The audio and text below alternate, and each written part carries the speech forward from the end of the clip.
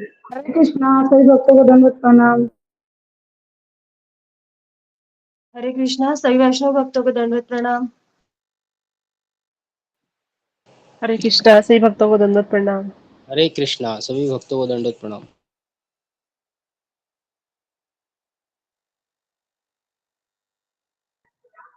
हरे कृष्णा अशोक प्रभु जी, जगन्नाथ अष्टकम कौन पढ़ेगा?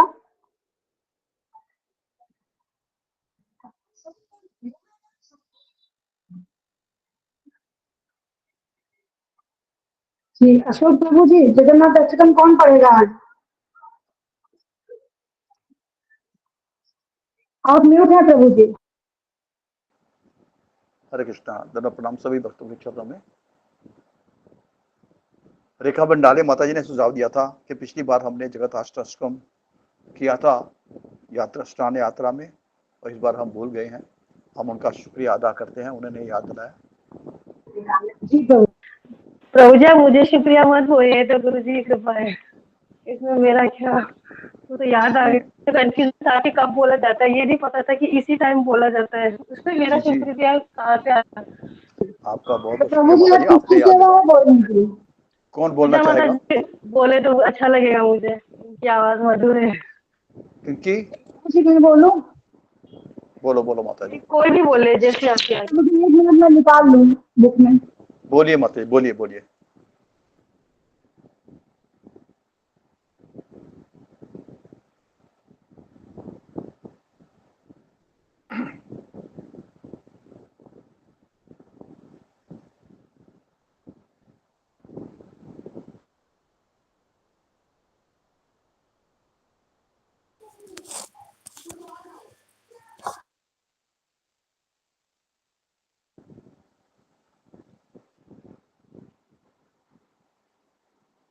रेखा माता जी आप बोल रहे हैं या रागिनी माता जी बोल रही हैं? जी प्रभु जी मैं अब बोलूं? तो मैं नहीं बोल बोलो बोलो पाऊंगी, मैं माता जी। कुकिंग कर रही हूँ थोड़ा। रागिनी माता जी को। बहुत बहुत धन्यवाद जी, बहुत बहुत धन्यवाद आपका। हरे कृष्णा सभी भक्तों को दंडवत प्रणाम। प्रभु जी उच्चारण में कोई गलती हो जाए तो क्षमा कर दीजिएगा। कदाचित् कालिन्दे तटवीथिना सङ्गीततरावः ददाभिरीनारीवदन कमलास्वादमधुपा रमा शम्भुब्रह्मणपति गणेशाच्युतपादो जगन्नाथ स्वामी नयन पथगामी बाबा तुम्हें बुझे सबे वेणु की रति सिटी संकटिताते दुकूलम नेत्रांते सहचरी कदाक्षम विदधाते सदा श्रीमद्वृंदावनवसति लीलापरिचायो जगन्नाथ स्वामी नयन पथगामी भावा तुम्हें बामोदे तीरे कानक रुचिरे लीला शिखरे वसंत सदांता सहज बलभद्रेणावलिना सुभद्रा मध्य सकल सुरसेवाराधो जगन्नाथ स्वामी नयन पथगामी भावा तुम्हें प्रतापा सजल जनसेविरुचिरो रमामणि रामासुरदमल पङ्केरुमुखा सुरेन्द्र श्रुतिगण शिखादीत चरितो जगन्नाथ स्वामी नयन पथगामी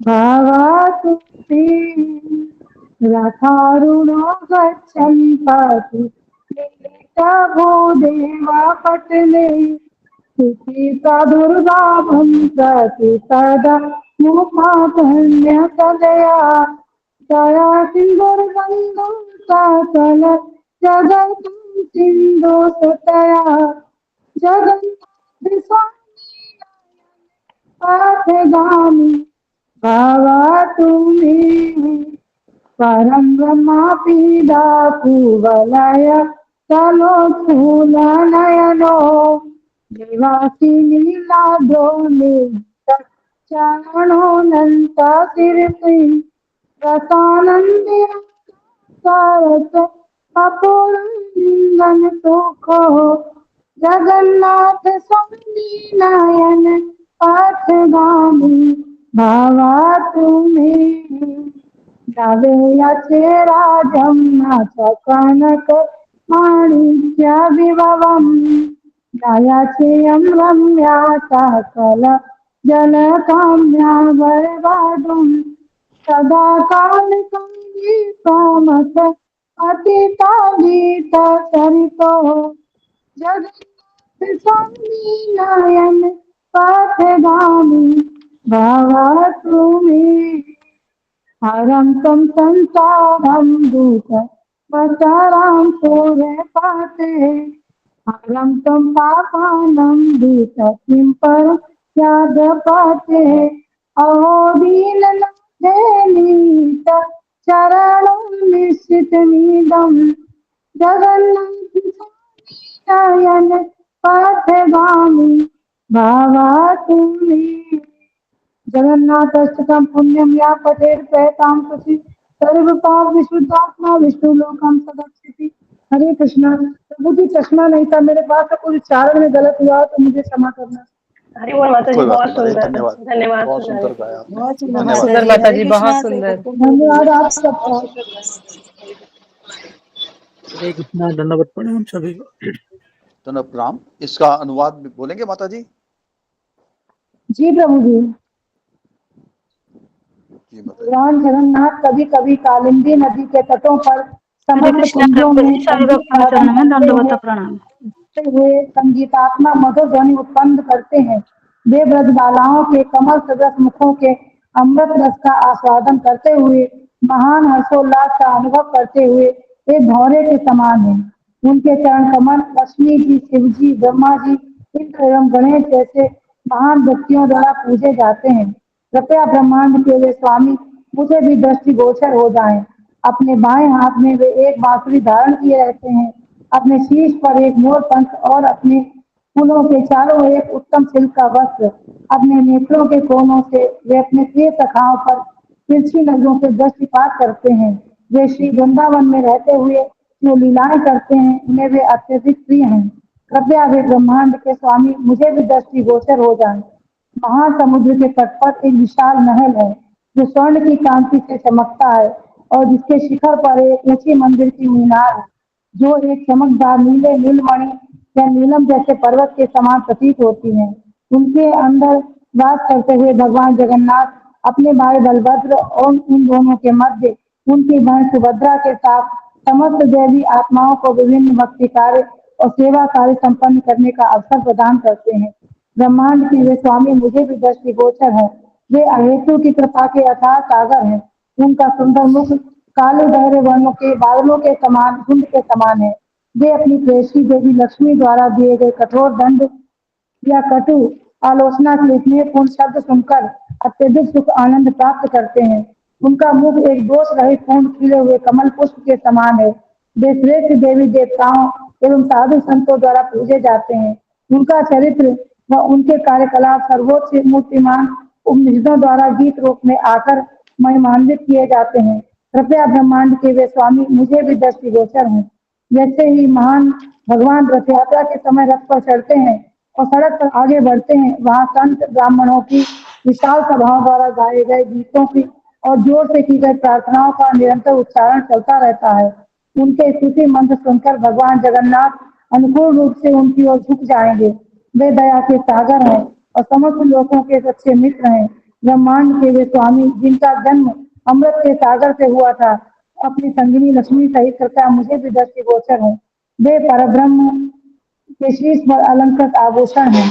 उनके नेत्र नीले कमल पुष्प की कर्णिकाओं के समान है और वे नीलाचल मंदिर में वास करते हैं। वे एक नीलमणि पर्वत के सदृश प्रतीत होता है। उनके चरण कमल भगवान अनंत देव के शीश पर रखे हुए हैं। वे दिव्य प्रेममयी अमृत रसों की धारा से भाव विवल हैं। और वे केवल श्रीमती राधा रानी के सुमधुर चित्त आकर्षक दिव्य रूप के आलिंगन द्वारा ही प्रसन्न होते हैं। ब्रह्मांड के वे स्वामी कृपया मुझे भी दृष्टिगोचर हो। मैं निश्चय ही राज्य प्राप्त करने के लिए प्रार्थना नहीं करता हूँ, न ही स्वर्ण रत्न माणिक्य और धन संपत्ति के लिए। मैं एक सुशील तथा सुंदर पत्नी की मांग भी नहीं करता हूँ, जिसके पाने की सभी मनुष्य अभिलाषा करते हैं। मैं केवल ब्रह्मांड के उस स्वामी के लिए प्रार्थना करता हूँ, जिसकी महिमा भगवान शिव द्वारा युगों युगों से गाई जा रही है। कृपया वे मुझे दृष्टिगोचर हो। हे देवताओं के स्वामी, कृपया शीघ्र ही इस व्यर्थ निरर्थक भौतिक अस्तित्व को दूर ले जाइए, जिसमें मैं फंसा हुआ जा रहा हूँ। हे यदुओं के स्वामी, कृपया मेरे पापपूर्ण कार्यों के फलों को असीमित संग्रह को नष्ट कर दीजिए। अहो, यह निश्चित है कि भगवान जगन्नाथ अपने चरण कमल का आशीर्वाद उन लोगों को प्रदान करते हैं जो स्वयं को विनम्र तथा असहाय अनुभव करते हैं। ब्रह्मांड के वे स्वामी मुझे भी दृष्टिगोचर है। वह आत्मनियंत्रित एवं गुणवान और सद्गुणी व्यक्ति जो भगवान जगन्नाथ जी को महिमान्वित करने वाले इन 8 श्लोकों का गान करता है, वह सभी पापों से मुक्त हो जाता है। उसके समस्त पाप भूल जाते हैं और वह उसी वृत्ति द्वारा स्वतः ही भगवान विष्णु के धाम को प्राप्त करता है। हरे कृष्णा। कोई भूल हुई हो तो क्षमा करना। धन्यवाद माता जी, धन्यवाद। जय जगन्नाथ, जय जगन्नाथ, जय जगन्नाथ। बहुत सुंदर माता जी, बहुत बहुत बढ़िया। सुंदर। जय हरे जगन्नाथ। कृष्णा। सब भक्तों चरण में दंड हरे बोल प्रणाम। माता जी, बहुत सुंदर। हरे कृष्णा गुरु जी, दंडवत प्रणाम।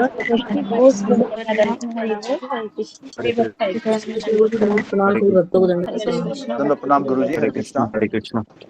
गुरु जी हरे चरणों में कृष्णा गुरु जी, दंडवत। हरे दंडवत कृष्ण। गुरु जी प्रणाम। हरे दंडवत कृष्ण प्रणाम। गुरु सभी जी, भक्तों को दंडवत दंडवत प्रणाम। प्रणाम। हरे कृष्णा गुरु जी, दंडवत प्रणाम। दंडवत प्रणाम सभी वैष्णव हरे कृष्णा गुरु जी, दंडवत प्रणाम। सभी भक्तों को दंडवत प्रणाम। प्रभु जी।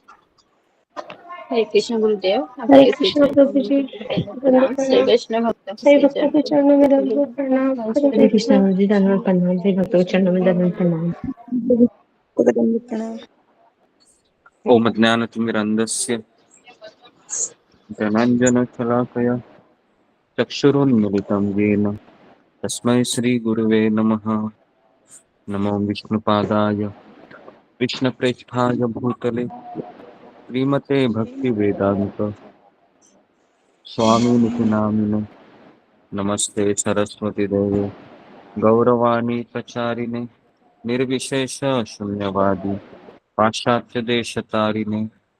हे कृष्ण करुणा सिंधु दीनबंधु जगतपते गोपेश गोपिका कांत राधा कांता नमोस्तुते। तप्तकांचन गौरांगी राधे वृंदावनेश्वरी वृषभानुसुते देवी प्रणमामि हरिप्रिये।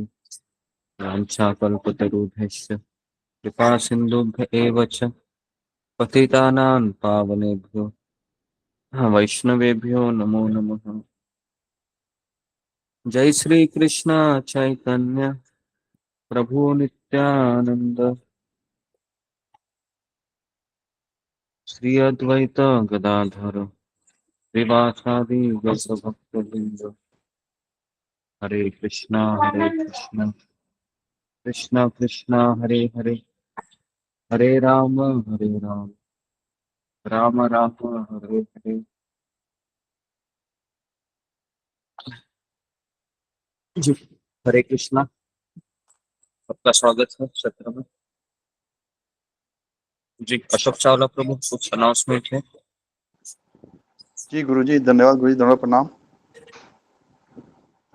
गुरु जी, रागिनी गुप्ता माता जी के नंद के पति अरविंद गुप्ता जी पिछले 2 सालों से माला कर रहे हैं और उनको मुंह का कैंसर हुआ है।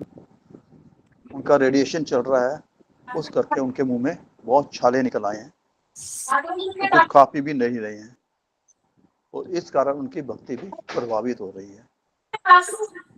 हम उनके शीघ्र स्वास्थ्य के लिए भगवान श्री कृष्ण, पूज्य गुरु जी और समस्त भक्तों के चरणों में आशीर्वचनों की कामना करते हैं तो उनको आशीर्वाद दी जाए। उनके लिए प्रार्थना करें कि वो शीघ्र ठीक हों और अपनी भक्ति में फिर से जुड़े। जी गुरु जी, धन्यवाद गुरु जी। हरे कृष्णा। जी, तो हम 3 बार हरे कृष्ण महामंत्र बोलते हैं उनके लिए। और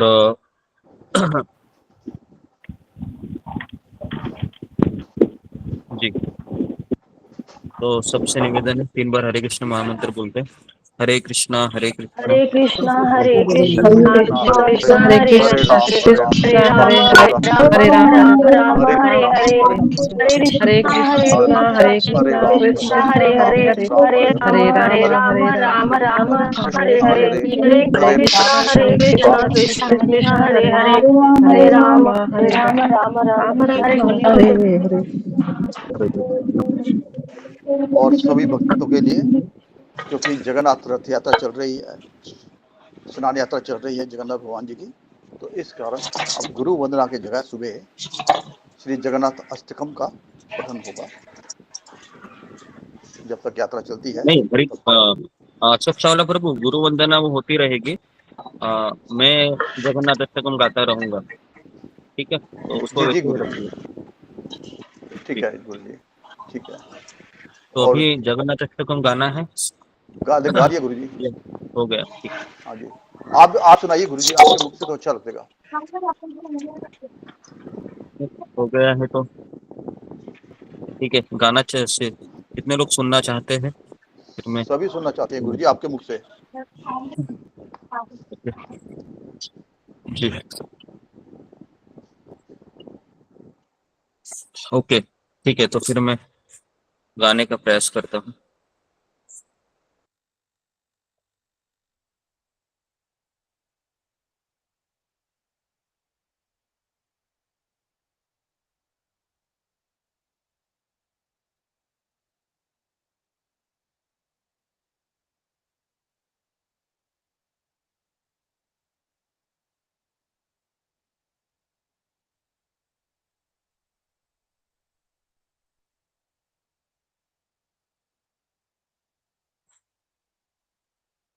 जी, तो मैं गाने का प्रयास करता हूँ।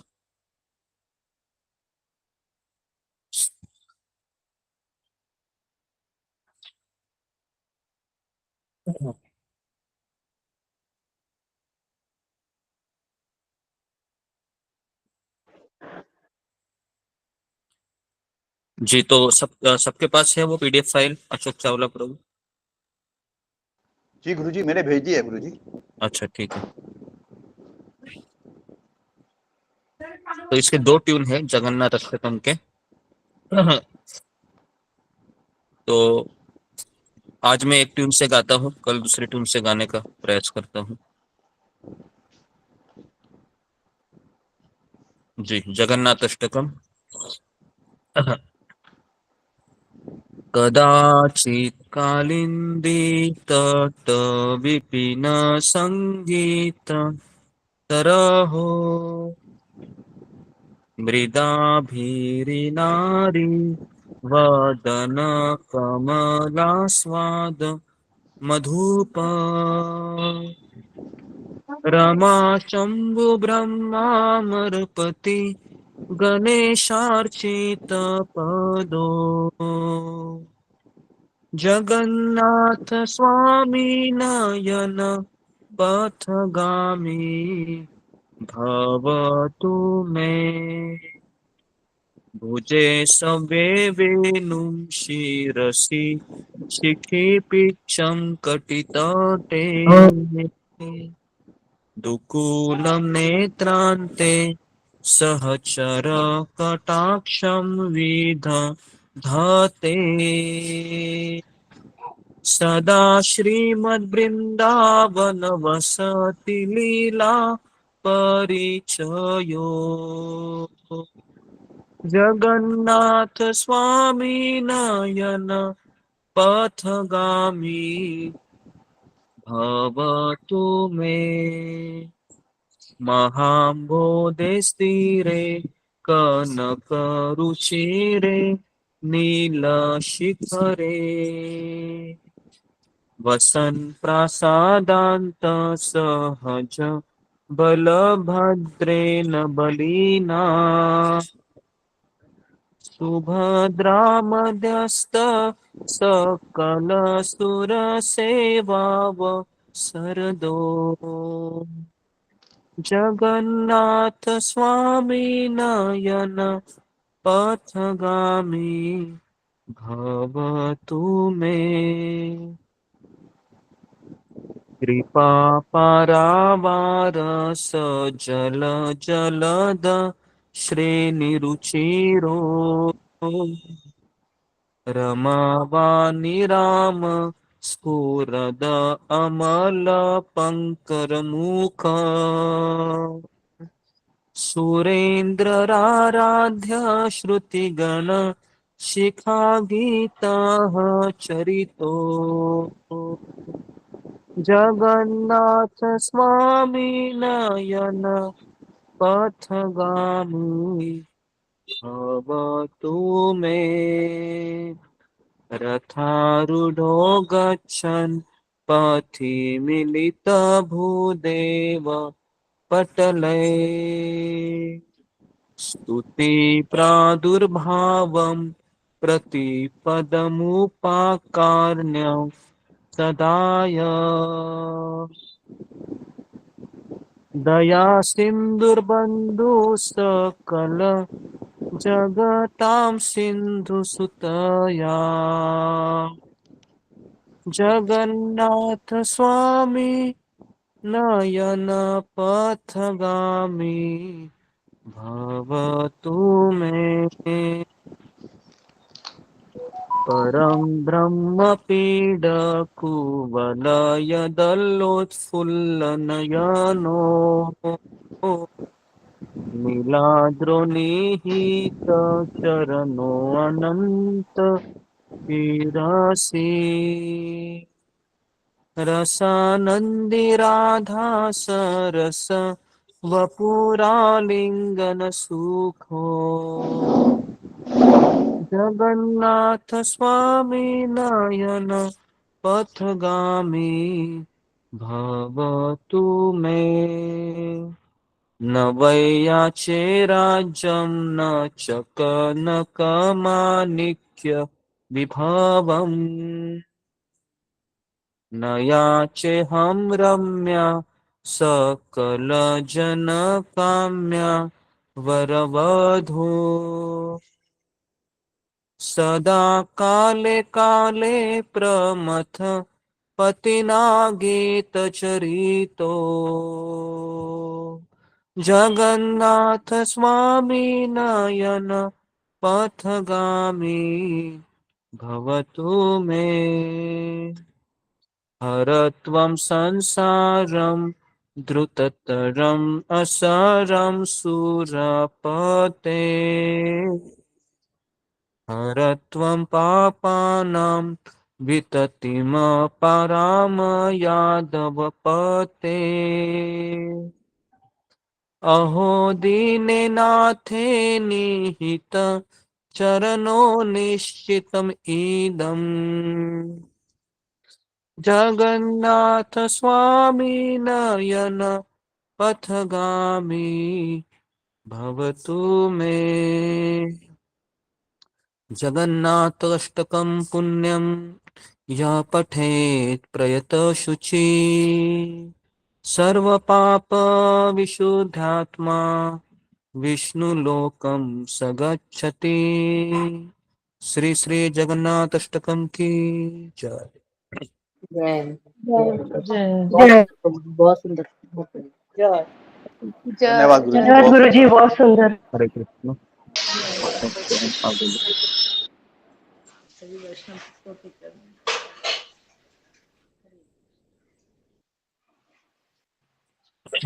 हरे कृष्णा। गुरु जी को दंडवत प्रणाम। सभी वैष्णव भक्तों के चरणों में दंडवत प्रणाम। माफी चाहती हूँ, देरी हो गई आने के लिए। ओके, अशोक चावला प्रभु कौन सा श्लोक शुरू था हमारा? 38 गुरु जी, अध्याय 3 38 श्लोक करना था।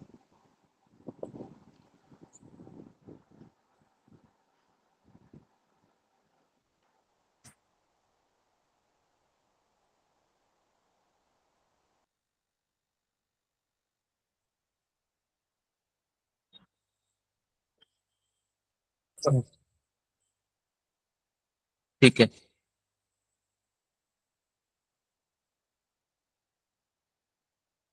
तीसरे अध्याय का ना, पहला अध्याय।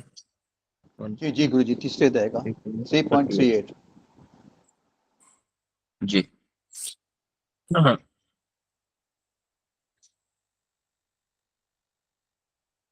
सवेदधातु पदवी परस्य दुरन्तवीर्यस्य रथाङ्गपाने यो माया सन्तत्य अनुवृत्त्याः भजेत तत्पादसरोजगन्धम् सवेदधातु पदवीं परस्य दुरन्तवीर्यस्य रथाङ्गपाने योगमाया सन्तत्या अनुवृत्त्या भजेत तत्पादसरोजगन्धम् सवेदधातु पदवीं परस्य दुरन्तवीर्यस्य रथाङ्गपाने यो माया सन्तत्य अनुवृत्त्या भजेत तत्पादसरोजगन्धम्। जी, किसको पढ़ना है?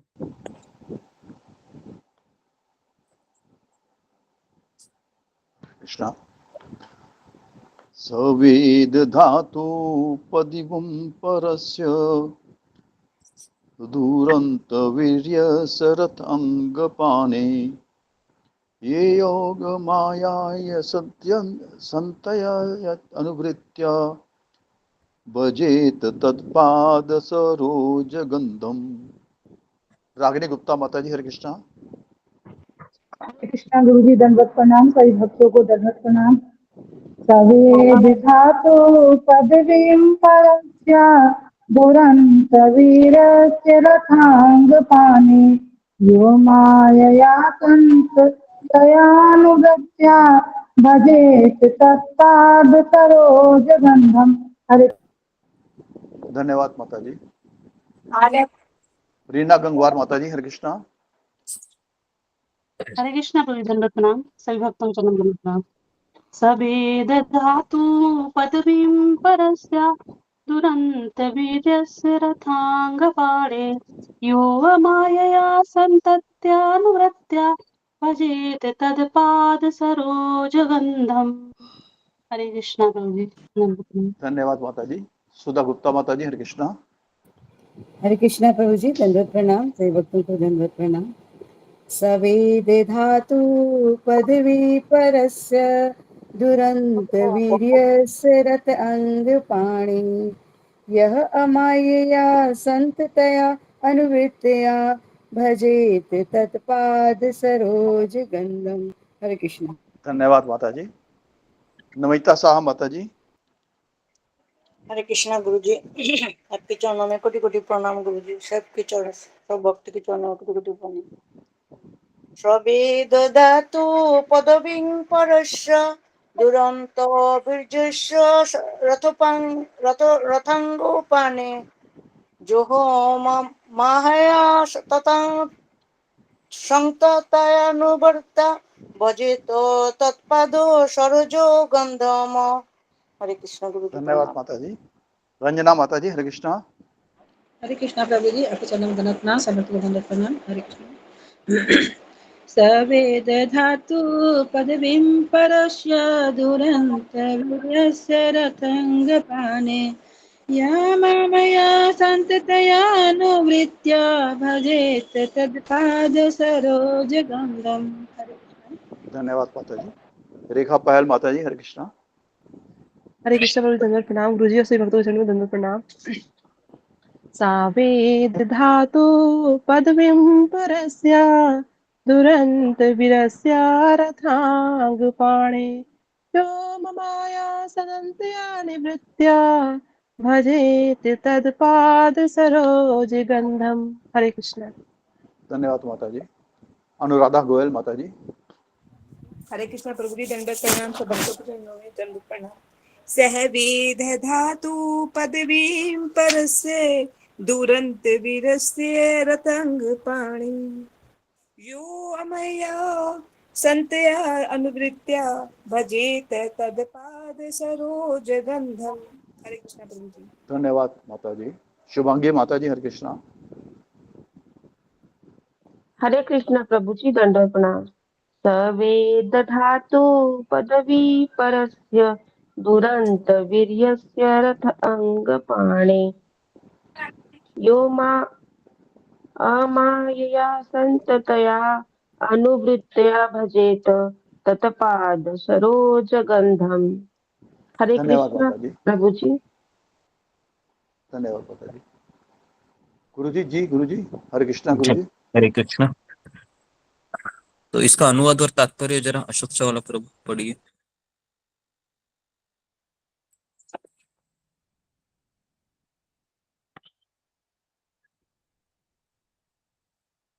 हरे कृष्णा गुरु जी। अनुवाद इस प्रकार से है। जो अपने हाथ में रथ का चक्र धारण करने वाले श्री भगवान के चरण कमलों की निष्कपट, अबाध एवं अनुकूल सेवा करता है, वही इस जगत के सृष्टा की पूर्ण महिमा, शक्ति तथा दिव्यता को समझ सकता है। तात्पर्य, काम कर्मों एवं मानसिक तर्क की प्रतिक्रियाओं से मुक्त होने के कारण केवल शुद्ध भक्त ही भगवान श्री कृष्ण के दिव्य नाम, रूप तथा उनकी लीलाओं को समझ पाते हैं। इन शुद्ध भक्तों को श्री भगवान की अनन्य भक्ति से कोई व्यक्तिगत स्वार्थ नहीं सिद्ध करना होता है। वे निष्कपट भाव से श्री भगवान की अनन्य स्वाभाविक सेवा करते हैं। इस सृष्टि में प्रत्येक प्राणी प्रत्यक्ष या अप्रत्यक्ष रूप से श्री भगवान की सेवा कर रहा है। श्री भगवान के इस नियम का कोई अपवाद नहीं है। जो मनुष्य श्री भगवान के भ्रामक प्रतिनिधि द्वारा बाध्य होकर श्री भगवान की अप्रत्यक्ष रूप से सेवा कर रहे हैं, वे श्री भगवान की प्रतिकूल ढंग से सेवा करते हैं। किंतु जो उनके प्रिय प्रतिनिधि के निर्देशन में प्रत्यक्ष सेवा करते हैं, वे उनकी अनुकूल सेवा करते हैं। ऐसे अनुकूल सेवक भगवत भक्त ही होते हैं और वे भगवत कृपा से अध्यात्म के गुह्य क्षेत्र में प्रवेश कर पाते हैं। लेकिन मनोधर्मी सदा अंधकार में ही पड़े रहते हैं। जैसा कि श्रीमद् भगवद गीता में कहा गया है, श्री भगवान स्वयं शुद्ध भक्तों को उनकी स्वाभाविक प्रेमा भक्ति के कारण साक्षात्कार के मार्ग की ओर ले जाते हैं। भगवत धाम में प्रवेश पाने का यही रहस्य है। वहां प्रवेश पाने हेतु काम कर्म तथा मनोधर्म की कोई योग्यताएं नहीं है। धन्यवाद गुरु जी। हरे कृष्णा। धर्म अपना जी हरे कृष्ण। ओके। सवेद धातु पदवी परस्य दुरंत वीर्यस्य रथांग पाने य अमायया संततया अनुवृत्त्या भजेत तत्पाद सरोज गंधम। जो अपने हाथ में रथ का चक्र धारण करने वाले श्री भगवान के चरण कमलों की निष्कपट, अबाध एवं अनुकूल सेवा करता है, वही इस जगत के सृष्टा की पूर्ण महिमा, शक्ति तथा दिव्यता को समझ सकता है। जी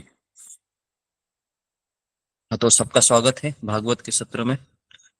तो हम पहले स्कंद का तीसरे अध्याय का 38वां श्लोक पढ़ रहे हैं।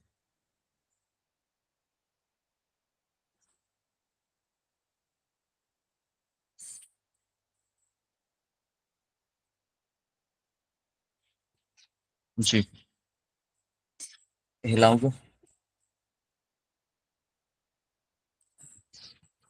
तो यहाँ पर वर्णन आया है कि जो अपने हाथ में रथ का चक्र धारण करने वाले श्री भगवान के चरण कमलों की निष्कपट, निष्कपट का अर्थ है कि हृदय में कोई कपट नहीं चाहिए। अबाध, अबाध का अर्थ है निरंतर। तो थोड़ा सा उसका ब्रैकेट में लिखिए। अबाध शब्द का अर्थ है निरंतर। निरंतर मतलब निर अंतर, कोई उसमें अंतर नहीं है, हमेशा 24 घंटा।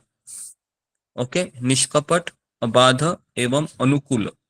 अनुकूल का अर्थ है कि प्रेम पूर्वक, प्रेम पूर्वक। क्योंकि कंस, हिरण्यकशिपु जैसे असुर भी भगवान को 24 घंटा याद करते थे, लेकिन उनका निष्कपट नहीं था और निरंतर था उनका, लेकिन अनुकूल नहीं था, प्रतिकूल था। ठीक है। 3 चीजें यहाँ पर बताई हैं, सब लोग लिखिए इसको। निष्कपट का अर्थ है कि कोई अंदर से और बाहर से वह एक ही है, भगवान से प्रेम करता है वह। जैसे एक राधानाथ स्वामी महाराज के शिष्य है, वो कह रहे थे कि मैंने 1992 में पहली बार राधानाथ स्वामी महाराज को देखा, 1992 को, और उसके पश्चात में 2024 को मैंने अभी भी देख रहा हूं मैं, तो मुझे उनमें कोई बदलाव नहीं दिख रहा है, वो वैसे के वैसे ही है। इसका अर्थ है निष्कपट, अबाध, निरंतर, अनुकूल, मतलब भगवान से प्रेम पूर्वक सेवा करना। ओके, यहाँ पर सेवा शब्द आया है, उसको भी अंडरलाइन कीजिए। अगर मैं आपको सवाल पूछूं कि भक्ति एक जड़ता है या एक सक्रिय सेवा है, तो इसका क्या उत्तर दोगे आप? भक्ति ये सक्रिय एक सेवा जड़, है। सक्रिय सेवा है सक्रिय ना। सेवा। सक्रिय मतलब हमें हाथ पैर हिलाने पड़ते हैं। ओके, तो हम लोग ऐसे कोई ज्ञानी नहीं है कि गुफा में जाकर सुबह से लेकर रात तक ध्यान करें, वो हमारा प्रोसेस नहीं है। हम सुबह 2 घंटा केवल बैठते हैं, बाकी के हम 22 घंटा तो काम करते रहते हैं, है ना, सक्रिय है। तो वही इस जगत के सृष्टा की पूर्ण महिमा, शक्ति तथा दिव्यता को समझ सकता है। ओके, तो कौन भगवान को समझ सकता है? 3 चीजें होनी चाहिए। तो पहली चीज तो हम सबके लिए पॉसिबल है। कितने लोगों को लगता है कि पहली चीज हमको पॉसिबल है? निष्कपट, फिंगर को रेज कीजिए। निष्कपट भाव क्या भगवान के प्रति हमारे पॉसिबल है? निष्कपट का अर्थ है कि कोई छल नहीं, कोई स्वार्थी इच्छा नहीं। तो ये भी कठिन है। आप भले ही फिंगर को रेस कर रहे हैं, लेकिन मैं अगर आपको कहूँ निष्कपट होना भी कठिन है। निष्कपट का अर्थ है मैं केवल उनकी प्रसन्नता के लिए कार्य करूं, है ना। अगर मैं मंदिर जाऊं तो मुझे प्रसाद मिलेगा, मुझे दर्शन मिलेगा, नहीं मिला तो भी कोई बात नहीं। जैसे हमने वो ड्रामा देखा था ना, तो ड्रामा में वो तीसरे नंबर का भक्त होता है ना, आपको याद होगा कि उसको दर्शन नहीं मिलता है, तो फिर वह मंदिर में खड़े रहे भक्तों की सेवा में लग जाता है। उसको कहते हैं निष्कपट, है ना। कोई बस सेवा करने की इच्छा है। दूसरा है अबाध। अबाध मतलब निरंतर होना, तो ये हमारा नहीं है ना। निरंतर वही व्यक्ति कर सकता है जो एक तो भक्तों के संगति में रहता है 24 घंटा, और दूसरा है जिसको भगवान की रुचि प्राप्त हो गई। तो लिखिए, निरंतर कौन व्यक्ति कर सकता है? निरंतर भगवान की भक्ति कौन कर सकता है या सेवा कौन कर सकता है? जो मंदिर में रहता है या फिर भक्तों के संगति में रहता है, और दूसरा है जिसको भगवान की रुचि प्राप्त हुई है। श्रवणम, कीर्तनम, स्मरणम, पाद सेवनम, अर्चनम, वंदनम, है ना। तो ये सब की रुचि प्राप्त हुई है।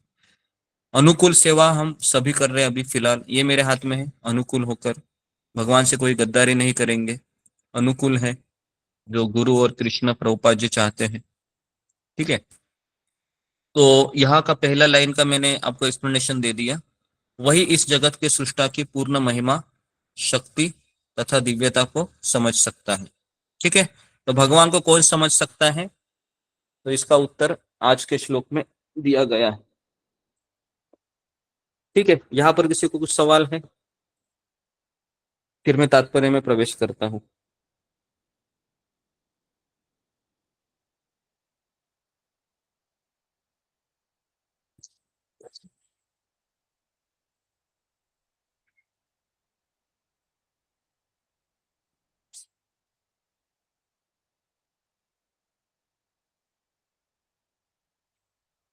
ओके,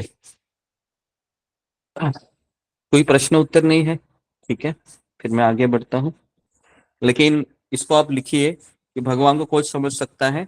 3 चीजें होनी चाहिए। क्या चीजें होनी चाहिए? अशोक चावला प्रभु बताइए मुझे। जी गुरुजी, गुरुजी एक तो उसको निष्कपट होना चाहिए, यानी कि हृदय में कोई कपट नहीं होना चाहिए, अंतर बाहर से एक ही होना चाहिए और भगवान से प्रेम करता हो। दूसरा अबाध, यानी कि निरंतर उसे भगवान की सेवा करनी चाहिए। जी, और निरंतर तीसरा सेवा है होगी। अनुकूल, यानी प्रेम पूर्वक उसे सेवा करनी चाहिए। जी, ओके, भजेत। जी, धन्यवाद। आगे बढ़ते हैं। तात्पर्य, सकाम कर्म एवं मानसिक तर्क की प्रतिक्रियाओं से मुक्त होने के कारण केवल शुद्ध भक्त ही भगवान कृष्ण के दिव्य नाम, रूप तथा उनकी लीलाओं को समझ पाते हैं। बहुत बड़ी चीज यहाँ पर प्रभुपाद जी कह रहे हैं कि भगवान को समझने के लिए दो चीजों से मुक्त होना बहुत जरूरी है। नंबर वन, सकाम कर्म, मतलब कोई भी कार्य करे इच्छा मत कीजिए फल की। जो भी हो रहा है, अगर उसमें आपको सुख मिले दुख मिले, ये मत सोचिए कि मुझे दुख क्यों मिल रहा है। हम लोग सोचते हैं ना, कितने लोग सोचते हैं कि भक्ति करने के बाद भी मुझे दुख क्यों मिल रहा है? फिंगर को रेज कीजिए। कितने लोग ऐसा सोचते हैं कि भक्ति करने के बाद भी मुझे दुख क्यों मिल रहा है? इसका अर्थ है कि हम अभी भी सकाम कर्मों में ही अटके हुए हैं। भक्ति करने के बाद दुख मिल रहा है हमें।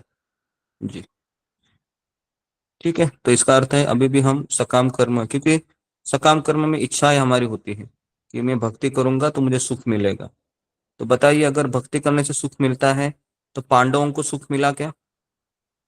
पांडवों को सुख मिला? पांडवों को नहीं मिला। प्रहलाद महाराज को सुख मिला? प्रहलाद महाराज को भी सुख नहीं मिला। ध्रुव महाराज बेचारे 5 साल के बालक रोते रोते जंगल में चले गए। और किसका उदाहरण दूं मैं आपको जो भक्ति करने से अ, दुख मिला? कई उदाहरण है। कुंती कुंती महारानी। महारानी का ले लो, है ना। ध्रुव तो आप महाराज। सबको पता तो है, तो फिर भी हम इच्छा करते हैं कि भक्ति करने के बाद मुझे आ, सुख मिलेगा। अगर आपको भक्ति करने के बाद सुख मिलेगा तो इसका परिणाम क्या होगा? जी, अगर भक्ति करने से भौतिक सुख मिलेगा आपको, है ना, आध्यात्मिक नहीं, भौतिक सुख, तो इसका परिणाम क्या होगा? जी, सुजाता। हरे कृष्ण गुरुदंड प्रणाम, सभी भक्तों को दंड। तो जब हमें भौतिक सुख मिलेगा तो हम इंद्रिय तृप्ति में हाँ जाएंगे और जी, तो हम बेसिकली भगवान को भूल जाएंगे। अगर आपको भक्ति करने से आपके परिवार में खुशी आएगी या फिर जो आप चाहते हैं वो सब पूर्ण होगा, तो फिर आप है ना, भक्ति से दूर चले जाएंगे। तो इसलिए जितना आप भक्ति करेंगे, दुखों का जो क्या बोलते हैं, जो प्रभाव है वो बढ़ते जाता है ना। दुखों की जो कैटेगरी है वो बढ़ती जाती है। जैसे कितने लोगों ने वीडियो गेम खेला है, तो वीडियो गेम में पता है क्या होता है? शुरुआत में बहुत कम कम चैलेंजेस होते हैं, है ना। वीडियो गेम अगर आपने खेला होगा, उसके बाद धीरे धीरे बहुत अधिक चैलेंजेस होते हैं। और जैसे जैसे आप गोल के निकट आते हो, उससे चैलेंज और बढ़ जाते हैं। ऐसा ही होता है ना। आप सब ने खेला होगा या आपके बच्चों ने भी खेला होगा, है ना। मैंने बचपन में खेला है ना। मौर्य करके आता था, आपने भी खेला होगा मौर्य, पता है। तो म्यूजिक भी रहती है, टिटिंग टिटिंग टिटिंग, फिर उस तरीके से पॉइंट्स मिलते हैं। और जैसे ही आगे बढ़ते हैं और चैलेंजेस कठिन आ जाते हैं। बराबर है जी। तो इसलिए अगर आप कहते हैं कि सकाम कर्मों में मुझे रहना है, कृष्ण, है ना। एक लेडीज मुझे हमेशा फोन करती है हमारे ग्रुप में कि परिवार में क्यों कृष्ण मुझे हमेशा दुखी करते हैं, कृष्ण को मेरा सुख देखा नहीं जाता है क्या? परिवार में सब ऐसे के ऐसे ही पड़ा हुआ है ना। और 16 माला भी करते हैं रोज, है ना। तो बहुत कठिन है, कितनी बार समझाने के पश्चात भी समझते नहीं है कि कृष्ण क्या चाहते हैं हमसे। सकाम कर्म, और दूसरा है मानसिक तर्क। मानसिक तर्क मतलब अपनी इच्छा से ही मैं भक्ति करूंगा, इसको कहते हैं मानसिक तर्क। जब तक ये खत्म नहीं होता है तब तक हम शुद्ध भक्त नहीं बन सकते। दो चीजें हैं शुद्ध भक्ति में बाधा है। नंबर वन, कि मैं भक्ति करूंगा तो कृष्ण ने मुझे सुख देना चाहिए, भौतिक सुख, है ना। अभी आप बोलोगे कि ठीक है, मुझे भौतिक सुख तो नहीं मिल रहा है, लेकिन कृष्ण आध्यात्मिक सुख भी तो नहीं दे रहे हैं मुझे। ऐसे कितने लोगों का तकरार है कृष्ण के पास? फिंगर को रेज कीजिए। हाँ, कि ठीक है, कृष्ण मुझे भौतिक सुख नहीं दे रहे, लेकिन आध्यात्मिक सुख भी तो नहीं दे रहे हैं। ऐसे कितने लोगों का कंप्लेंट है कृष्ण के पास? 7 लोग हैं जी। तो मैं तो ये कहूंगा कि आपकी कंप्लेंट गलत है। भगवान ने हमारे ऊपर इतनी बड़ी कृपा की है, भक्तों का संग देकर 3-3 क्लासेस आपको अवेलेबल है। तो मुझे ऐसा नहीं लगता है कि भगवान ने आपको आध्यात्मिक सुख नहीं दिया है। तो आप जब भक्तों के संगति में आते हैं तो उतना समय तक तो आप आध्यात्मिक सुख में आप्लावित होते हैं, है ना जी। तो इसलिए भगवान श्री कृष्ण है, उनकी तरफ से कोई कंप्लेंट नहीं है। कंप्लेंट किसकी तरफ से होनी चाहिए? मेरी तरफ से होनी चाहिए कि मैं कृष्ण को शरणागत नहीं हो रहा हूँ। कितने लोग इसको अग्री करते हैं? फिंगर को रेज कीजिए। एग्री करते हैं सब लोग कि कृष्ण की तरफ से कोई समस्या नहीं है, समस्या मेरी तरफ से है। मैं ही अभी तक, मेरे पैर है वह बस भौतिक सुखों में आ, पूरी तरीके से बंदिस्त हो गए हैं। ये निकलने की चेष्टा ही नहीं कर रहा हूं मैं जी। ठीक है। तो मानसिक तर्क है, ये सबसे डेंजरस है। मानसिक तर्क में बहुत डेंजरस है, क्योंकि हम भक्ति में आने के बाद अपनी इच्छा से चलना चाहते हैं। कितने लोगों को ऐसा लगता है कि मुझे अभी भगवत गीता भी पता है, भागवत भी पता है, इतने लेक्चर सुने हैं, 16 माला भी मुझसे हो रही है, तो अभी मुझे ऐसा लगता है कि मैं अपने मन से भक्ति कर सकता हूँ या कर सकती हूँ। ऐसे कितने लोगों को लगता है? कभी कभी ऐसे मन में विचार आते हैं कि अभी मैं कर सकता हूँ, मुझे सत्संग की कोई आवश्यकता नहीं है ना, मैंने इतने दिनों से मैं कर रहा हूँ, कर रही हूँ, है ना? जी, कोई नहीं है। ठीक है। तो मानसिक तर्क है, मतलब कोई किसी ने मतलब कुछ सेवा दी किसी ने, है ना, तो उसका रिप्लाई न देना, या फिर आ, अपने ही मन से, है ना, सत्संग को कुछ दिन के लिए ब्रेक लेना, घर में कुछ हो गया। जैसे कि आप स्कूल में जाते हो, अगर आपका बच्चा है, अगर 3 दिन 4 दिन अगर स्कूल में नहीं आता है, तो क्या प्रिंसिपल इसका कारण पूछते हैं आपको कि आपका बेटा 3 दिन 4 दिन नहीं आया, कहाँ गया था वो, मेडिकल सर्टिफिकेट लाइए? बराबर है, ऐसा होता है। या आप दफ्तर नहीं गए, 2-3 दिन 4 दिन छुट्टी ले लिया, तो एप्लीकेशन देना पड़ता है एप्लीकेशन देना पड़ता है ना, सब जगह पर पड़ता है ना। हमने भी स्कूल कॉलेज किए हैं, हमने भी जॉब किए हैं, सब जगह पर हमको रीजन देना पड़ता है। लेकिन हम आध्यात्मिक जीवन में आते हैं तो हमें लगता है कि छोड़ो ना, इसमें क्या रीजन देना है, अपने मर्जी से आएंगे, अपने मर्जी से चले जाएंगे। तो इससे हम फिर भगवान की कृपा को दूर कर देते हैं, है ना।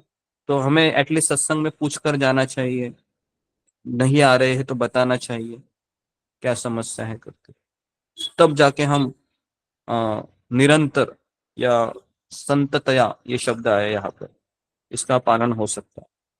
निरंतर मतलब आप हमेशा पूछ कर, अगर हम कोई भी कार्य करते हैं या पूछ कर जाते हैं कहीं पर, तो स्कूल वाले भी फिर, है ना, अगर आप पहले एप्लीकेशन देते हैं कि हम गांव जा रहे हैं 4 दिन, तो फिर स्कूल के प्रिंसिपल भी आपको कुछ कहते नहीं है, ठीक है आप जाकर आ जाए। तो हम भगवान को कब समझ सकते हैं? 2 चीजों से मुक्त होना चाहिए, सकाम कर्म, मानसिक तर्क। और मैं आपको कहूँ, सकाम कर्म से शायद मुक्ति हो भी सकती है, लेकिन मानसिक तर्क से मुक्ति होना बहुत कठिन है। कई बार तो हम ये भी नहीं समझ पाते हैं कि मैं जो भक्ति कर रहा हूँ, कर रही हूँ, ये मैं अहंकार की सेवा है मेरी या फिर कृष्ण की सेवा है। कई बार ऐसे भी होता है, हमको लगता है ये भक्ति हो रही है, लेकिन कुछ और ही होता है। तो इसलिए भक्ति योग बहुत सूक्ष्म है, बहुत सटल है। तो जब तक मेरे और कृष्ण के बीच भक्त नहीं है, इसका अर्थ है कि हम इल्यूजन में हैं। मैं वापस कह रहा हूँ, मेरे और कृष्ण के बीच अगर गुरु भी नहीं है, भक्त भी नहीं है, कोई नहीं है, तो मतलब हमारी भक्ति एक भ्रम है, इल्यूजन है। क्योंकि हमें पता ही नहीं कैसे भक्ति करनी है ठाकुर जी की, बस मेरे मन में आया मैं कर रहा हूँ। ठीक है, यहाँ पर किसी कुछ सवाल है, कुछ पूछना है? फिर मैं आगे बढ़ता हूँ।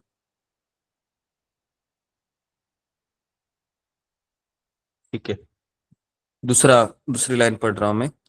इन शुद्ध भक्तों को श्री भगवान की अनन्य भक्ति से कोई व्यक्तिगत स्वार्थ सिद्ध नहीं करना होता है। तो अनन्य भक्ति का अर्थ है अनन्य मतलब और कोई इच्छा नहीं सिवाय कृष्ण को प्रसन्न करने के लिए। लेकिन कृष्ण को प्रसन्न करने के लिए कई साधन लगते हैं। जैसे अगर कोई स्त्री है उसको विवाह करना होता है, कोई पुरुष है उसके पास ऑप्शन होता है ब्रह्मचारी बने या गृहस्थ बने, है ना। परिवार में रहकर भी भक्ति कर सकते हैं। लेकिन परिवार में भक्ति करने से अगर भक्ति करने में बाधाएं आ रही है बहुत ज्यादा ही, तो फिर हमें सोचना चाहिए कि क्योंकि मनुष्य जन्म तो एक बार निकल गया है ना। जैसे कि मैं कह रहा हूँ कि मान लो किसी ने बहुत अच्छे से परिवार के सारे कर्तव्यों का पालन किया, अपने बच्चों को एजुकेशन दिया अच्छे से, उनको अच्छे संस्कार भी दे पाया हो, है ना, या दे पाई। लेकिन जब वह बूढ़ा हो गया या बूढ़ी हो गई तो उसने कभी ये जानने की कोशिश नहीं की कि मेरे मनुष्य जीवन का लक्ष्य क्या है, और फिर वो ऐसे ही मर गया, ऐसे ही मर गई। अभी वो यमराज के पास चला गया या यमराज के पास चली गई। अभी यमराज जी उनको पहला सवाल कौन सा पूछेंगे, कि पूछेंगे कि आपको मानव देह मिला था, आपने हरि का नाम कितनी बार लिया, है ना। तो आप कहेंगे कि नहीं नहीं यमराज जी, हरि का नाम लेने के तो हमको इतना समय नहीं मिला, बहुत बिजी हो गए थे हम। लेकिन मेरे बेटों को मैं अच्छा एजुकेशन दिया, उनको डॉक्टर बनाया, उनको हमने बहुत अच्छे कॉलेज में एडमिशन करा दिया, फिर उनको मैंने पोतों को भी जिम्मेदारी हमने ली, है ना। और पूरा एकदम सब कुछ घर के काम अच्छे से किए, है ना। अगर हस्बैंड रहेगा बोलेगा कि मैंने 60 साल तक जॉब किया, सारे दायित्वों को पूर्ण किया। अच्छा, फिर यमराज जी वापस कहेंगे आपने हरि नाम या फिर हरि सेवा या फिर गुरु के सानिध्य या फिर गुरु की सेवा क्या आपने किया। तो आप कहेंगे नहीं, इसको छोड़कर मैंने सब कुछ किया। तो यमराज जी बोलेंगे लेकिन मानव देह तो आपको उसके लिए नहीं दिया गया था। अच्छा, फिर आप क्या करें यमराज जी। अभी कुछ नहीं, क्योंकि आपने तो भगवान कृष्ण के बारे में तो पूरा अज्ञानी ही थे आप, तो इसके लिए आपने जो भी कुछ किया उसमें पाप पाप कार्य बहुत सम्मिलित है। तो इसके लिए चलिए अभी आप हिसाब किताब आपका वहां पर होगा। आई बात समझ में कि तो इसलिए कर्तव्य तो जरूरी है ही, लेकिन कर्तव्य के साथ भगवान श्री कृष्ण को केंद्र में रखकर वो कार्य संपन्न करना उतना ही जरूरी है। ठीक है, तो ये मैंने एक नॉर्मल एग्जांपल देके आपको समझाया कि किस तरह से यमराज जी के द्वारा हमें सवाल पूछते। और अगर कोई भक्त है ना, अगर उसका भक्ति पूरा नहीं हुआ है और कुछ प्रतिशत भक्ति हो गया, और अगर वो भगवत वो यमराज जी के पास उसको जाना पड़ता है फिर, लेकिन यमराज जी के पास वो वैसे नहीं जाता है यमदूतों के द्वारा, उसको स्पेशल जिस तरह से लोकल जो मेल ट्रेन होती है उसमें एक air 3 tier AC, second tier AC, है ना, या फर्स्ट टायर एसी, तो वैसे उसको भी अच्छी तरीके से लेके लिया जाता है यमराज के पास। यमराज जो उनका स्वागत करते हैं, आइए आइए, आपने बहुत अच्छा गुरु की सेवा की, कृष्ण की सेवा की, लेकिन थोड़ा सा आप कमजोर हो गए बाद में, कोई बात नहीं, अभी हम आपको थोड़ा सा स्वर्ग स्वर्ग की सैर कराएंगे और फिर आपको भक्त परिवार में जन्म देंगे। हाँ, आइए आपका स्वागत है। तो इस तरीके से यमराज जी वहां पर आपका स्वागत करते हैं। आई बात समझ में। तो ये सब चीजें होती है। तो अनन्य भक्ति से ये सिद्ध हो सकता है। अनन्य, वे निष्कपट भाव से भगवान की अनन्य स्वाभाविक सेवा करते हैं।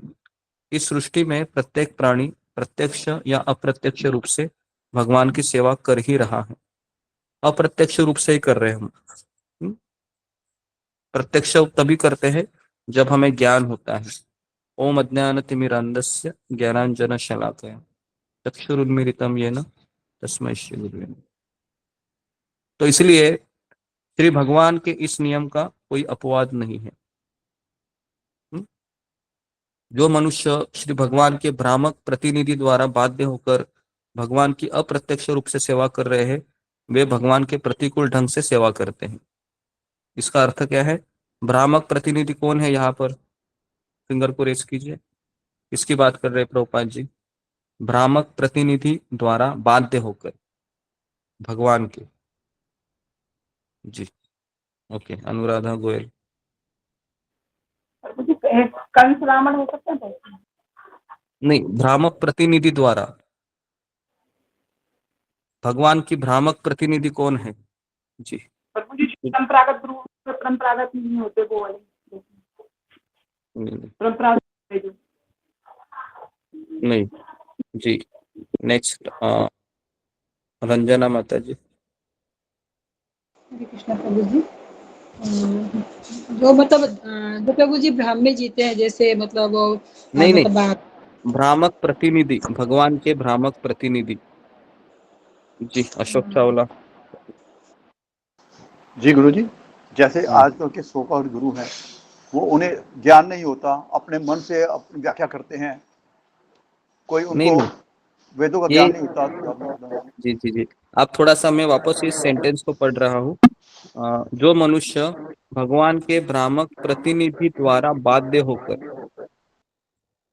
भगवान की अप्रत्यक्ष रूप से सेवा कर रहे हैं, तो भगवान की भ्रामक प्रतिनिधि, भगवान की बोल रहा हूं मैं ये।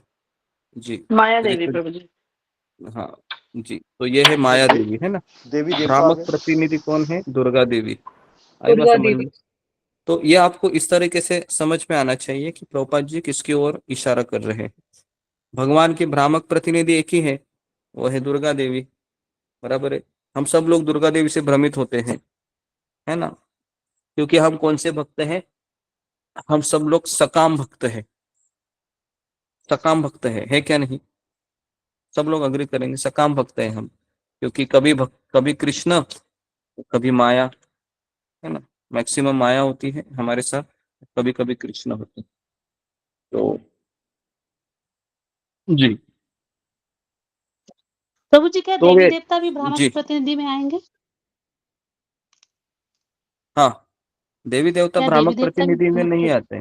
भ्रामक प्रतिनिधि एक ही है, दुर्गा देवी, अच्छा, जो सबको भ्रमित करती है। जी देवी देवता किसी को भ्रमित नहीं कर सकते, जी। क्योंकि देवी देवता भी कठपुतली की तरह हाँ नाचते रहते हैं ना, क्योंकि उनको उनको भी जी जी। 3 गुणों के अधीन होते हैं। ब्रह्मा जी रजोगुण में है, शिव जी भी तमोगुण से कभी कभी उनको भी होना पड़ता है, तो इसके लिए वो भी भ्रमित होते रहते जी प्रभु, हैं। जी, थैंक यू। हरे कृष्णा। तो भगवान की प्रतिकूल ढंग से सेवा करना। जी, तो भगवान की प्रतिकूल ढंग से सेवा करना, जैसे अनुराधा गोयल माता जी ने कहा था कि कंस है, कंस है ये भगवान को 24 घंटा याद करता था, है ना। पता है, सोते खाते पीते 24 घंटा, बस केवल उसको कृष्ण ही दिखते थे। लेकिन क्या हम कंस को भक्त बोलेंगे? नहीं बोल सकते। क्यों नहीं बोल सकते? क्योंकि वो भगवान से द्वेष करता था। और कोई दूसरा उदाहरण किसी को याद है कंस के जैसा ही, जो रावण। रावण रावण? शिशुपाल। रावण राम को हर टाइम राम को उसके दिमाग में रहता था। राम, हाँ। रानी का सपू। शिशुपाल प्रभु जी। ओके जी, शिशुपाल। मेरे मन में जी जी, एक मिनट, मेरे मन में एक उदाहरण है रामायण का, जो हमेशा प्रभु राम जी का चिंतन करता था, और एकदम डरता था वो एकदम, है ना। इवन रावण का भी रा शब्द वो सुनता था, वो भी वो डरता था। कौन था वो? अभी आप, मारीच। मरीच जी। तो मरीच को भी हाँ जी, तो मरीच को भी राम है वो सब जगह पर दिखते थे, है ना। इवन रा शब्द भी वो सुनता था, तो उसको बहुत भय लगता। तो प्रतिकूल, है ना, प्रतिकूल। लेकिन भगवान इतने दयालु हैं कि कंस को भी भगवान ने कौन सी मुक्ति दे दी? किसी को याद है? कंस है, या फिर ये जो भगवान की प्रतिकूल सेवा करते हैं, तो भगवान उनको कौन सी मुक्ति देते हैं? सारूप्य, सालोक्य, साक्षी, सानिध्य, कौन सी मुक्ति? कंस को कौन सी मुक्ति मिली थी? जी ठीक है, मेरे को पता है। जी सुजाता। क्वेश्चन क्या है? हाँ, सायुज्य मुक्ति। सायुज्य मुक्ति नहीं, सायुज्य मुक्ति नहीं मिली थी। सायुज्य मुक्ति तो कंस को नहीं मिली, उससे भी अच्छा मुक्ति मिला उसको। सारूप्य। सारूप्य, सारूप्य मुक्ति उसको मिला था, भगवान के जैसा रूप मिला कंस को। ठीक है जी। तो आप कहेंगे कि फिर हम कंस की तरह भगवान का द्वेष करते हैं 24 घंटा, क्या हमें ये मार्ग प्रभुपाद ने सिखाया है? तो इसका उत्तर है नहीं। ठीक है, हमें वैसी भक्ति नहीं करना है, वो प्रतिकूल भक्ति कहते हैं उसको।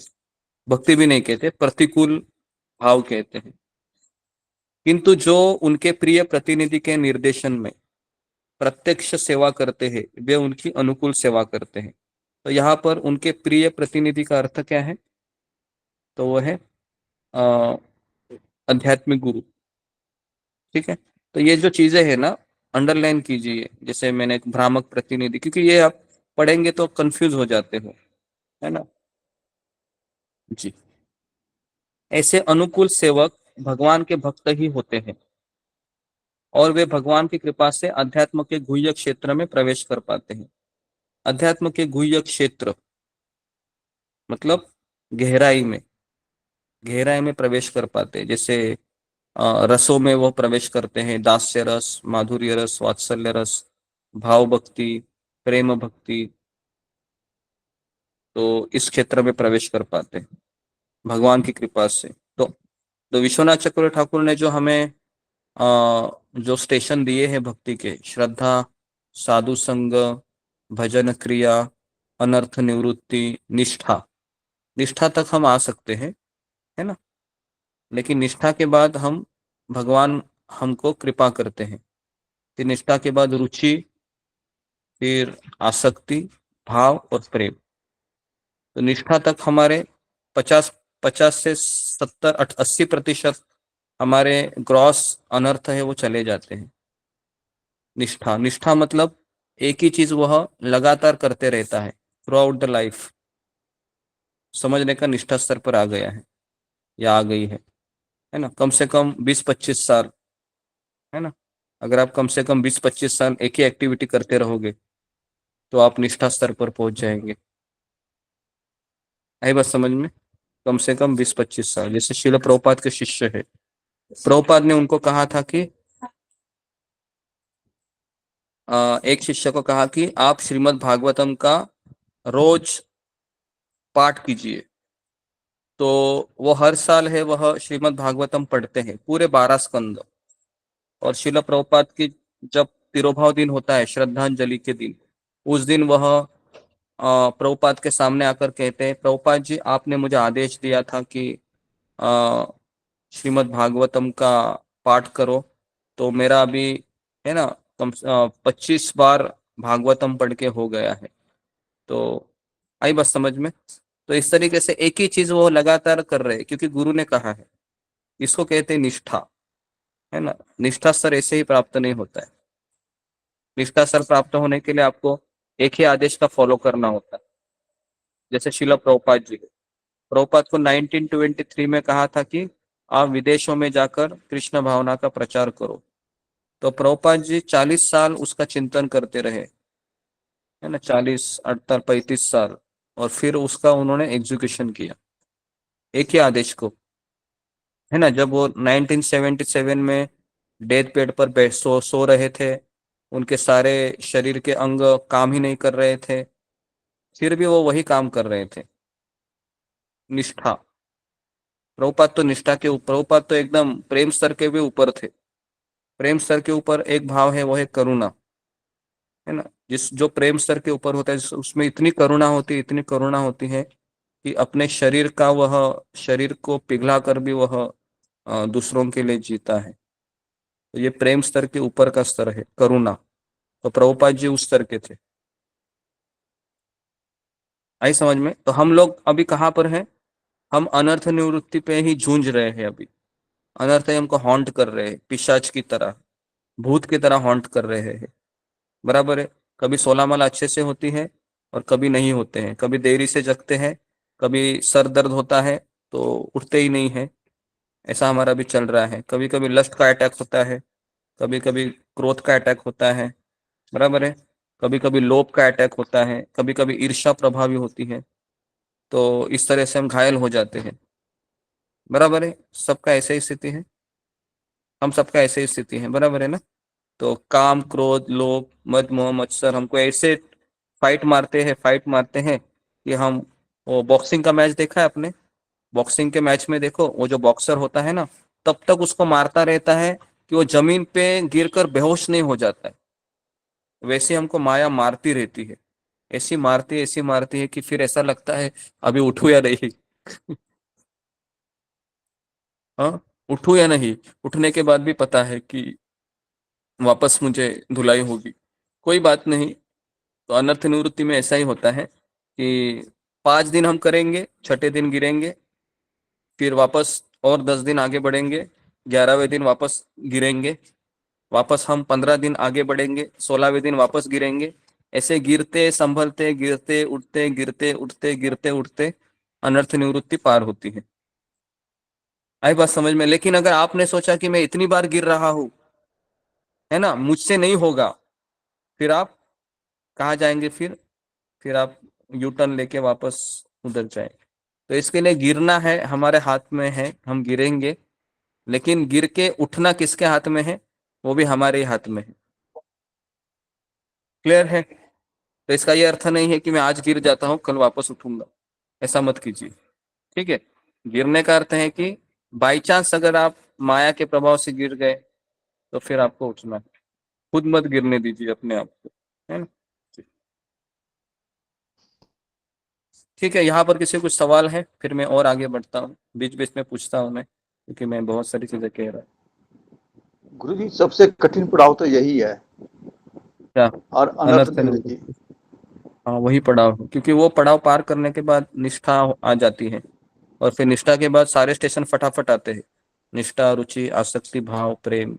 लेकिन अनर्थ निवृत्ति को भी कई लोग कहते हैं कि एक जन्म, कभी कभी बहुत जन्म लगते हैं।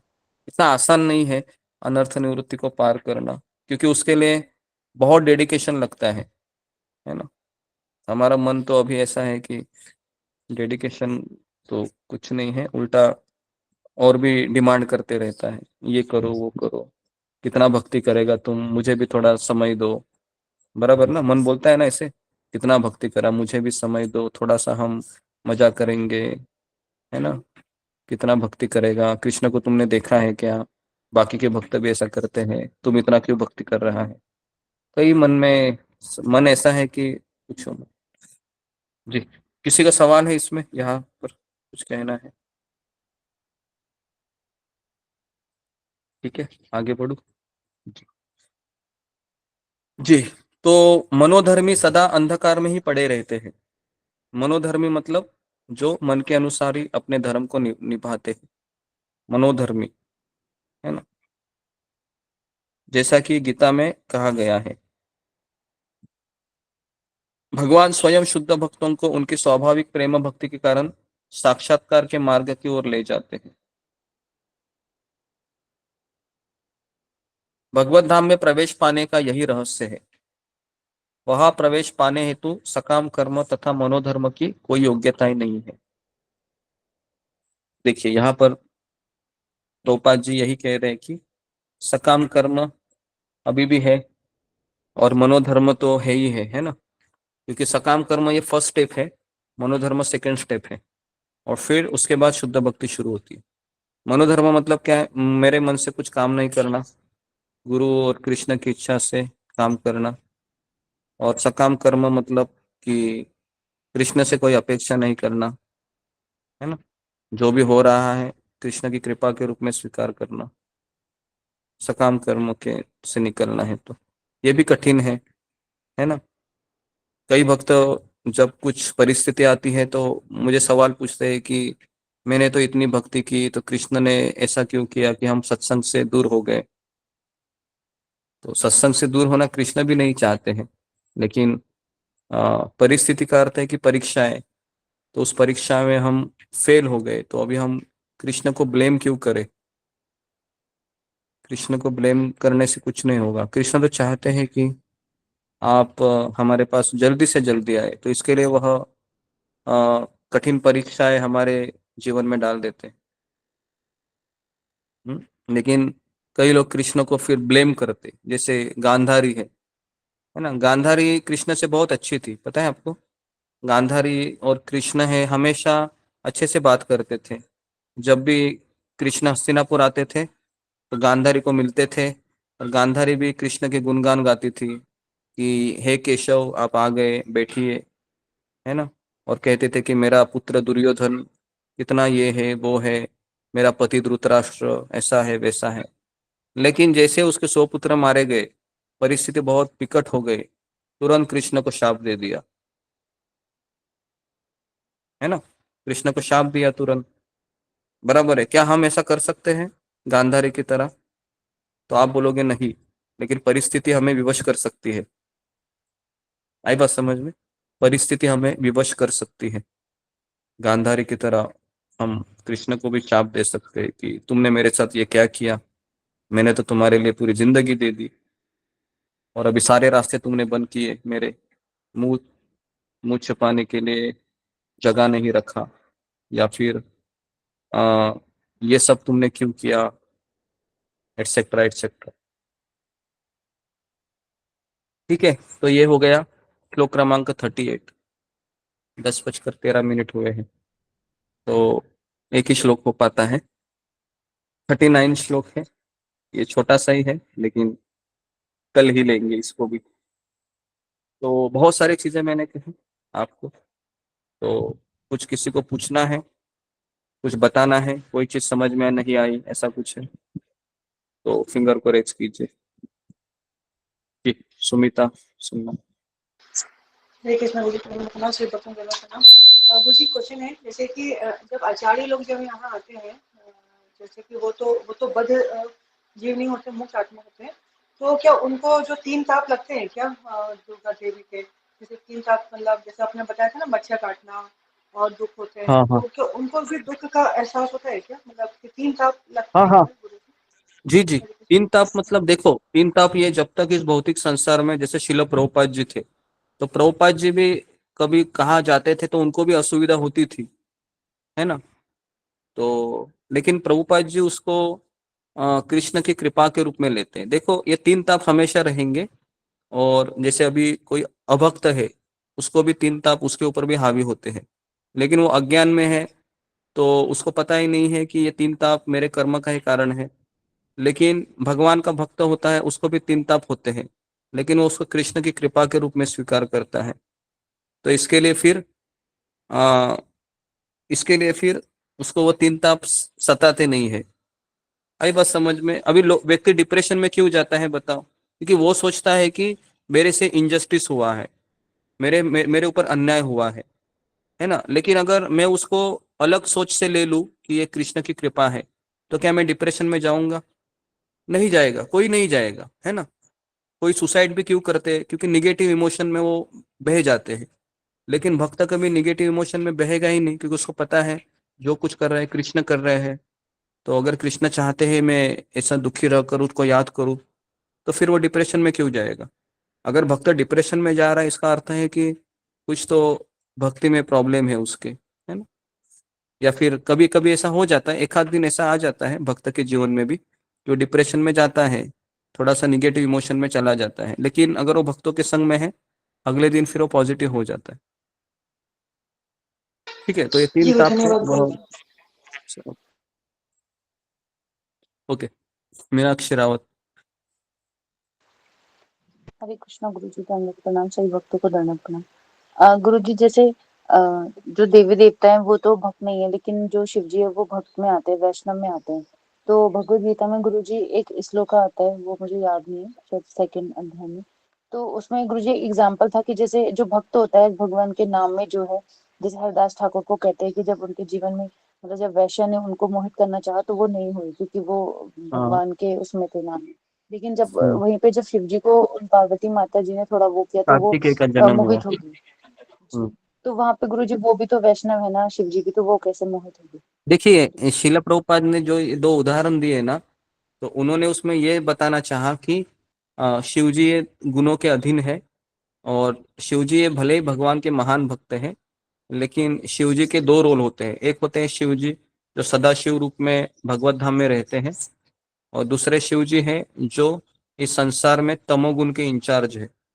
तो इसके लिए शिल प्रभुपाद जी ने वहां पर शिव जी का उदाहरण देकर कहा कि शिव जी यहाँ माया देवी से भ्रमित हुए, और पार्वती ने जब उनको कहा कि आप मेरे पास आइए, तो फिर शिव जी उनके पास गए और कार्तिकेय का जन्म हुआ।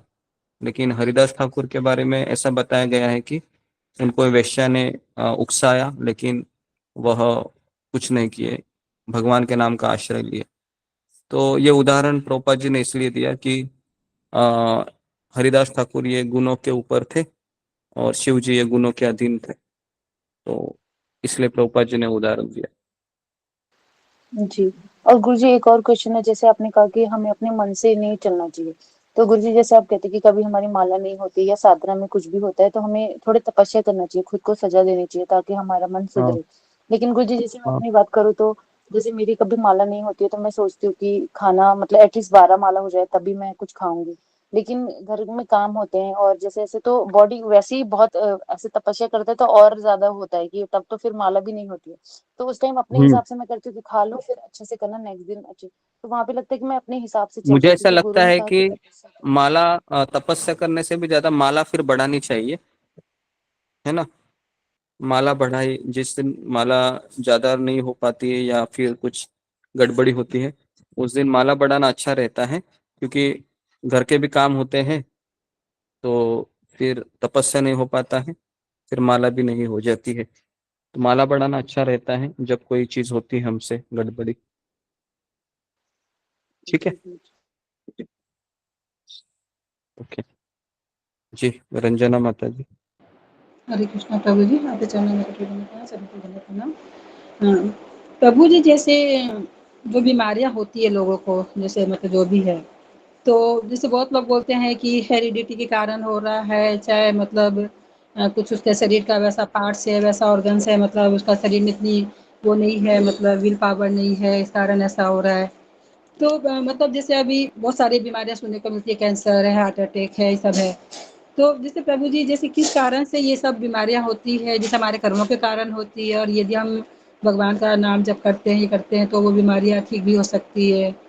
तो तो मतलब जैसे लोगों की धारणा यही रहती है कि मतलब वो कभी ये नहीं सोचते हैं कि हाँ मतलब उनके कुछ गलत कर्म होंगे तब ऐसा हुआ होगा। वो लोग ये कहते हैं कि नहीं, समय पर ऐसा यदि हम ऐसा कर लेते, बट डॉक्टर के पास ले जाते तो वो ठीक हो जाता, ऐसा जी। इस कारण से हुआ, वैसा तो सवाल सवाल क्या है आपका?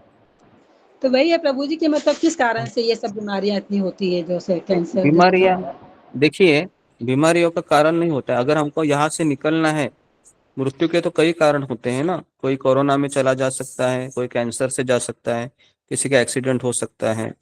तो अगर हमको शरीर से निकलना है आत्मा को, तो आत्मा शरीर से निकलने के कई कारण होते हैं, है ना। तो हमें ऐसा नहीं समझना चाहिए कि इसको ये बीमारी लग गई तो इसको ये कर्म है। कर्म तो होते ही है, लेकिन अगर हम बचपन में कोई बीमारी लगती है और उसको जिंदगी भर उसको सहना पड़ता है तो वो कर्म होते हैं। लेकिन अभी मृत्यु का कारण भगवान ये समझ रहे हैं कि इसको कैंसर होगा या मलेरिया होगा या फिर कोई ऐसी भयानक बीमारी होगी, तो वह कारण होता है ताकि वह उस शरीर से निकले, है ना। यहाँ तो हम रहने के लिए नहीं आए हैं। और बाकी के लोग जो सोचते हैं कि डॉक्टर के पास जाएंगे तो होगा, लेकिन कभी कभी डॉक्टर का इलाज भी नहीं हो पाता है। डॉक्टर भी हाथ खड़ा कर देते हैं कि अभी हम हमारे हाथ में भी कुछ नहीं है। तो इसलिए आज ही मैंने लेक्चर में सुना था कि हमें हमेशा यही अनुभव करना चाहिए, हेल्पलेस मूड में रहना चाहिए। हेल्पलेस मतलब मैं कभी भी, मेरा समय आ सकता है, और ये संसार बनाया ऐसे है कि यहाँ पर कुछ भरोसा नहीं है कि मेरे साथ जो लोग हैं, जिनके साथ मैं रह रहा हूँ, ये मुझे पहले छोड़ के जाए या मैं इनको पहले छोड़ के चली जाऊँ या चला जाऊँ, या फिर ऐसा हो जाए कि अचानक कुछ आघात हो जाए मेरे जिंदगी में जिससे मेरी भक्ति डिस्टर्ब हो जाए। तो कुछ भी हो सकता है इस संसार में। तो इसके लिए हमें हमेशा हेल्पलेस मूड में रहना चाहिए कि पता नहीं कि आगे भगवान ने मेरे लिए क्या रखा है, क्यों ना मैं अभी से भगवान का पूरा आश्रय ले लूं, है ना। हम भगवान को क्यों तकलीफ दे कि वो हमारे ऊपर संकट डाले और फिर मैं भगवान की शरण लूं। क्यों नहीं मैं स्वयं भगवान की पूरी तरीके से शरण लूं और कृष्ण को उतनी तकलीफ ना दूं कि वो मेरे लिए कष्ट डाले। तो ऐसे एक भक्त ने आज कहा था, तो मुझे वो अच्छा लगा, तो मैंने आपको कहा। प्रभु जी, इतने दुख संकट आते हैं लोगों पर तो भी तो नहीं समझते हैं लोग, तो भी तो नहीं लोगों को, मतलब। लेकिन मेरा ये सवाल है कि आप लोगों को क्यों समझाने पे तुली है? लोगों को जाने दीजिए, क्योंकि लोग अज्ञानी है ना, वो तो हमेशा आपको ही गलत समझेंगे। हमें अपनी चेतना को ठीक करना है कि मुझे कृष्ण की फिलोसॉफी को समझना है। लोग कभी नहीं समझेंगे। लोग हमेशा यही कहेंगे कि हमें बीमारी हो जाएंगी, मेरे पास इतने 2 लाख 4 लाख 5 लाख है, मैं मेडिक्लेम निकालूंगा, डॉक्टर को बोलूंगा मेरा ठीक कर दो, वो कर दो, ये कर दो। तो वो लोग यही कहेंगे ना, और उनका कहना भी स्वाभाविक है क्योंकि वो अज्ञानी है। तो हमें उनके ओपिनियन का इतनी आवश्यकता या सीरियसली नहीं लेना चाहिए। आई बात समझ में? उनके बातों की सीरियसली मत ले लो, नहीं तो फिर आप एबनॉर्मल हो जाओगे। जी जी प्रभु जी, जी प्रभु ठीक जी, है, सही बोल। धन्यवाद ओके, प्रभु जी। ठीक है, तो यहाँ पर मैं रुकता हूँ। आप सबका बहुत बहुत धन्यवाद। श्रील प्रभुपाद की जय, श्रीमद् भागवतम की जय। हरे कृष्णा। हरे हरे कृष्णा प्रभु दंडवत प्रणाम, सभी भक्तों को दंडवत प्रणाम। प्रभु जी सभी भक्तों को दंडवत प्रणाम। जय श्री कृष्ण, सभी भक्तों को दंडवत प्रणाम। हरे कृष्ण क्या है? हरे कृष्ण दंडवत प्रणाम। हरे कृष्णा गुरुकुल प्रणाम, हरे कृष्णा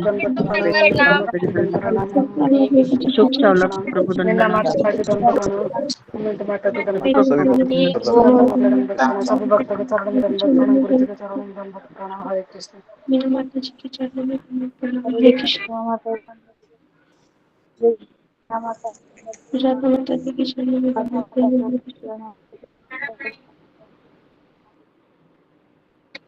सभी भक्तों के चरणों में प्रणाम। हरे कृष्ण।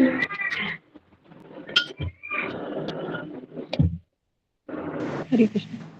के चरणों में दंडवत प्रणाम, गुरु जी के चरणों गुरु जी के चरणों में प्रणाम।